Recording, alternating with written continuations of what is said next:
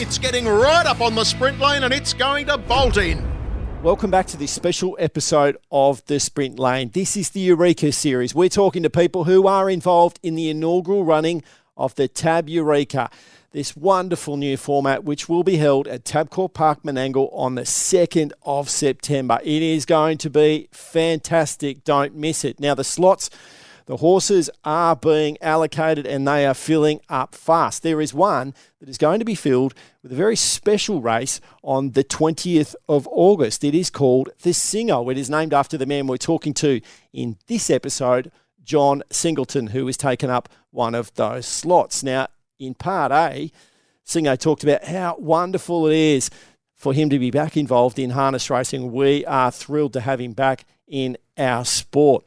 We talked about his journey through the equine industry, how he came to be involved, his love for the equine industry, and where we left it in Part A, he was talking about his all-time favourite, Strawberry Road, the great journey that horse took him on, and the time him and his great mate Kerry Packer nearly, oh so close, to winning millions at the Arc de Triomphe in France. And that was a great adventure, mate. What could have been. Imagine, yeah. And what a time we had. Yeah. What a time. Yeah. It was marvellous. So through, obviously you had mateships through your professional career outside of racing, but I guess racing would have galvanised those even more, wouldn't it? So you mentioned Kerry Packer. You're good mates with Jerry Harvey. Well, Jerry got me into it. Yeah. He in the first place, I remember going to I used to handle his advertising. He had a little Harvey Norman called Norman Ross. Yep. Then Katie showed him how to do it properly. If I had to meet him, I had to go to the old oak tree at Inglis and meet Jerry there. And that's where I told him about advertising would work for Norman. Imagine Harvey Norman now. Look at their advertising and think back then. It took me 18 months to convince Jerry that advertising was worth trying.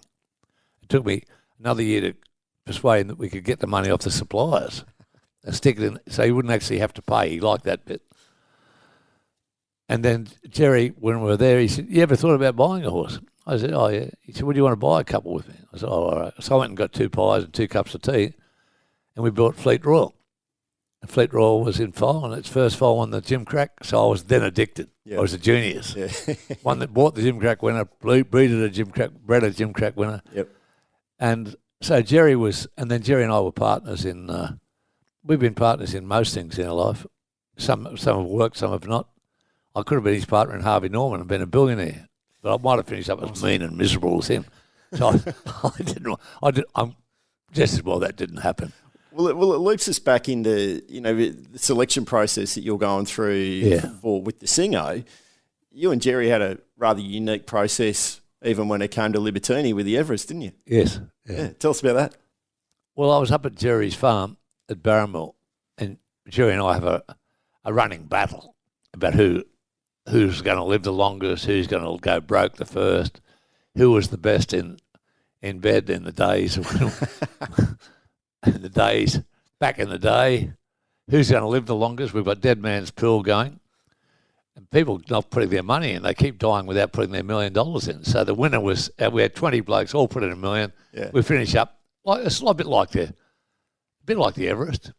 We call it the Death Valley, Dead Man's Pool.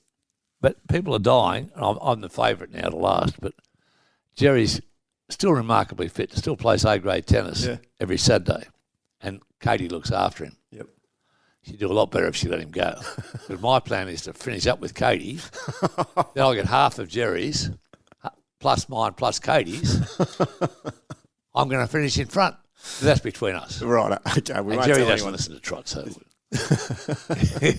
he only likes maidens at Goulburn. So, but you guys had essentially you tossed a coin. Yes. With Libertini, does the horse go to Libertini was James Harron or Chris Waller? No, it was it was just a standout. And I said, "Jesus, Jerry, how come you got a horse that looks good?" Typical bagging. Yeah. He's not keen on feeding him. There's some leftover sandwiches. And he said, "Mate, do you know what that is?" I said, "No." He said, "That's a full brother to Libertini." I said, "I'll buy it off you." Yeah. I just loved the look of it. It was just like Sunday Joy when I first saw it. Just Sunday Silence, Joy Denise. I just had to have it. And he said, "Well, you can have it for X." And I said, "No, I'll give you half." So he conned me out of $1 million, which was pretty rough for a mate. You know, we should have gone to auction. We could have. Anyway, as it turned out, not too bad. And we gave it to Michael Friedman to train. I wanted to give it to Les Bridge. And do you know what Jerry said? He's an old man. He's an old man. I said, what are you, Jerry? Anyway, so Les missed out, and they gave it to Michael Friedman. Nice bloke, Michael. But when I saw the horse, even though it won, it seemed to be at least 100 pound over. And I just like jockeys who go bang, bang, bang and look like they're really life and death, natural Willa McDipman style. Yeah. I prefer that to the Peter Cook, calm and steady. I like the risk. Malcolm Johnston. Or Larry Olsen, he's the best. He could do the Peter Cook or the McDipman, whatever you wanted. Yeah. But I switched it to Gay because I thought this is our last chance, Jerry and I, to have a really good stallion, to make a stallion together. And I really don't think it's going to happen unless Gay, even though Gay and I we had to mend a few fences. Bridges, yeah. Mend a few bridges, as you say, sorry. Fences I was doing, bridges, whatever. And we'd made friends and moved on. It's just one of those oversights. You shouldn't say the magic word if you're abusing someone. Look, if there's a microphone. Not abusing, just disagreeing with why the horse would run under such conditions. Long story, all best forgotten. But more joyous was, that it was 20 wins or 21 wins, 20 group wins, 8 group ones. And unlucky, in the Silver Slipper 10-1, I remember it buck jumped all around the pack. Mate, well, April 2012, 3 group ones in 4 weeks. Yeah. What a month. It's all right. And at the same time, we had more strawberries coming through group ones. Yeah. Then Once Were Wild group ones, Zagalia group ones. I had the Midas touch. Alive, eh? Remember that bookie Harry Barrett? Yeah. World's most surly bloke. He's dead now, so you can say that. Yeah. And I leaked out to him. I got blokes to go and tell him because I was winning money everywhere. I got bloke to Singo's got the juice. Jerry Rose, my bet. Jerry's got that juice. Singo's moved around all these unfashionable trainers. So Harry Barrett actually sent me a letter, which I sent to Packer, realising he would get it. He didn't accept my bets anymore. Or the maximum by law he had was to win 15 or 5 bob or whatever it was. But I remember thinking how good I've conned Harry Barrett into the fact I know what I'm doing, and all the horses are full of juice. And Harry fell for it. I was wrapped in it. And we kept having winners. And then a few years ago, the rains stopped, the sun came out, and it was drought. Yeah. I had a drought. That's racing. But yeah, it's racing, mate. And if you don't have the periods where you have lull, you don't really get the exaltation when you have a win. Yeah. So now we've got Hawaii. I've got a horse called Dyer, Frankel, with it's a really special horse, that one. I've just, I think with Jerry and I with Hawaii, he thought I was It's Hawaii 5-0. Hawaii 5-0. Yeah, we couldn't horse. get Hawaii, so I just stuck 5-0 on it. Good horse. Good horse. Yeah. Come third, and not many, only 3 horses the last 25 years have won the Stradbroke. Yeah. A good third. It'll win it next year. But it's coming back in the Winks. And then we're got the Golden Everest, of course, maybe, if we get a start. And the Golden Rose, which is for 4-year-olds. Yeah. That'll be made for it. What mateship you've managed to get? As I said, not just through racing, but racing's helped really broaden that mateship for you. And I remember seeing something.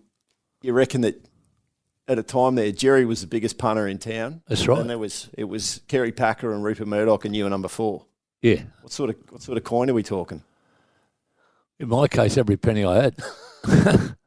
Jerry had an auction those days, him and Ian Norman. And you take your fridge out to Harvey Norman Ross at Auburn on this vacant block of land, give him your old fridge, and he'd auction it for you. Take 10% or 20%. And it had to be cash. So they had these special suits designed with pockets right down to the bottom of your leg, full of stuff, full of cash. So at no stage did Jerry have any idea how much he had on him. Tens and tens of thousands. He also used to import all those flash American cars and have the steering wheel moved to the other side, to the Aussie side. He was really Flash Harry, and he dressed like a lair. He had a bodgy haircut, he had hair, and he wasn't that bad looking. And girls found him a bit attractive, particularly as he insisted on buying French champagne. And money was just no object to Harvey. And we used to go after the motor club, Mandarin Club, various pickup joints. We'd then go to the clubs. We'd go to the 33, the Goldman, well, every club in Goldman Street. They're all down there. And Kerry was still had his dad's Harry Chester, his finance bloke, keeping a close eye on Kerry that he didn't. So Kerry wasn't allowed to gamble millions those days. Right. His old man was against that. And Rupert now has called his Presbyterian ethic was anti-gambling. We only had a couple of nights out with Rupert, and maybe it was just a flash in the pan night for him, just a big night every so often. Whereas Kerry and Jerry and myself, it was whenever we could get there. Consistent. Yeah. And I remember when I got married, I knew I had a few grand to get married, but when I went to the bank, I owed them money. Because I didn't keep a record of my bets. And I thought they were mad because I used to be able to sign the cheque at the 33 Club. Yep. And they'd give me their money. I thought, these guys are mad. They're going to go broke. But if you won, they used to give you a lift home and a girl who liked you to drive you home and pretend to like you. If you lost, they'd shout your taxi. And Jack Gibson always used to say to me, he always called me Dear John. You didn't make your money gambling. Don't lose it gambling. Yeah. So instead of listening to him, I'd go to a club where he wasn't, so I could lose what I wanted without any lectures from Big Jack. Moral oversight from... Yeah, moral oversight. Anyway, yeah, the pot calling. Is it? Mate, tell me if this is an urban myth. Checkers nightclub. Yeah. You had an office or a changer in there so you could I did. Go straight to work. Well, yeah. Well, Dennis Wong realised I was a real sucker. I also had my office in the whole floor of the Mandarin Club building, Goulburn Street. So if you're in the second floor of the Mandarin Club building, we're going to go for lunch at the Mandarin Club. Or you can eat 10 shillings. Prawns, like oysters, which you've never seen. Enfield, I'd never seen prawns and oysters except in a bottle. Yeah. And prawns always only in prawn cutlets at the Burwood Chinese. So it was just a remarkable thing to me that you could go to the motor club and they had schooners for a shilling, or middies or schooners, I forget what they were. And I used to meet there every night. I'd had no drink rule. Always had no drink rule during the day. Yep. Got to coach to your weakness. Yep. But after work, always an open bar. And at those days, go straight to the Mandarin Club. In the Mandarin Club, it was a license to have fun, do dough, eat, drink, and then we'd go to the motor club. Right, okay. So you basically had a change room at the nightclub. Dennis said to me in broken Chinese, because I used to go to the gambling club and finish at 4 or 5, I like to be at work early. Yep. And where you sleep? I said, I don't, if I come and gamble. So he gave me a dressing room at the back of Checkers. So, and I had my own key. So when you walked up to Checkers, where Shirley Bassey or Frank Sinatra were the previous night, next to them was a permanent thing. They had star, then they had a black thing, stay out. That was my dressing set. So I had a spare suit, spare shirt, some boot polish, and a shower. So when you're young, mate, you're living the dream. You lose all your money and you still go to work fresh as a daisy. How good's that? Oh, mate, you got some stories. You've had a life. There's no doubt about that. Hey, what do you reckon you're most famous for in racing circles? What do you reckon people will remember you for the most in racing? They won't. Shout in the bar after. Oh, maybe winning the Golden Slipper with Hawke. Yeah, I think because of Hawke will live on forever. Yeah, I think that moment was just etched in everyone's memory. Anyone who was there, I remember Bob, how I gave him a share in the horse. I went to his 70th. I didn't know you had to buy presents. Well, I didn't think at our age you buy presents for anyone. But all queuing up to pay homage to Hawke, envelopes, I don't know what was in them, and lovely, thoughtful gifts. And I was going to take my tie off, and I thought, no. I knew I had a horse that Clary Connors thought trialled really well. And so I said, mate, I've got this special horse. I want to give you a quarter of it. And it was okay, except Jerry Rose was in it with me, and he hated the Liberal. He was in Liberal all his life. He didn't like. He and Hawke became great friends because that was Bob's great. Yeah. He cut through the politics. He was Bob Hawke. He's Prime Minister for all Australians, and they became really close. And when we won it, I remember being with Bob and Blanche, and we went up to the dining room by mistake instead of the owners thing. So when they jumped, Hawke stood up. Well, people at the races, they're not that keen on, even if you're Prime Minister, standing up in the golden slipper. Sit down, sit down. And the horse missed the start, as you remember, by 8 lengths or whatever it was. 20 lengths by the time I finished the story. Yeah. But it missed it badly. Lenny Beasley had every right to pull it up. Yeah. Would have been declared a non-starter. The stewards, John Schreck told me later. A start is imminent in the year 2000. Amy, Golden Slipper. Starter on the stand, presses the button, they're off, and Belle de Jour bungled the start. The rider almost went over ahead, and French Braids and King of Danes bounced out in front, going up very, very quickly. So he didn't pull it up. He rode for luck. Larry Cassidy wouldn't let him out, which you'll see if you ever get that the blimp footage. Yep. The blimp footage has Lenny Beasley speaking over it. Yep. And it ties in exactly by accident with the footage. It's a marvellous bit of TV. Yeah. And it was just Hawke saying, "Is that us? Is that us?" "Yes, mate." "Can we win? We can't win from there." Everyone talks like Jerry. Chinese, all the accents are the same. Yeah. And I said, "Well, no, we can't win from there, mate. But sit down because the people are trying to watch." "Is that us? Is that us coming around them?" "Yeah, mate. We've got a chance." I said, "No, he won't let him out. He's had to go back in." I had binoculars. Hawke's trying to look on the big screen, which is no good on the turn at Rose Hill. And so he just saw it when it couldn't get out at all. There was this last chance. It flashed down the outside for an unlucky 7th or something. But because he was forced inside, the seas parted like the Red Sea, like the biblical story. It just opened. Here she comes. Crown Glory is out after Assertive Lad, who hit the front, and Belle de Jour right through the middle. Freakish win. Belle de Jour almost fell at the start, gets the Golden Slipper. Belle de Jour from a photo, Crown Glory and Assertive Lad. Well, I can't believe it. That was freakish. And as if it was meant to be, if it was ordained, Belle de Jour it won pretty easy. And it came back and won the flight. Belle de Jour's the horse you gave Hawke as a spur of the moment. Yeah, spur of the moment. 370th because you didn't take a gift. And worse, it was 10-1. I always have fifth. I used to have fifth prize. That's before Peter V'landys made fifth prize 10 million. Yep.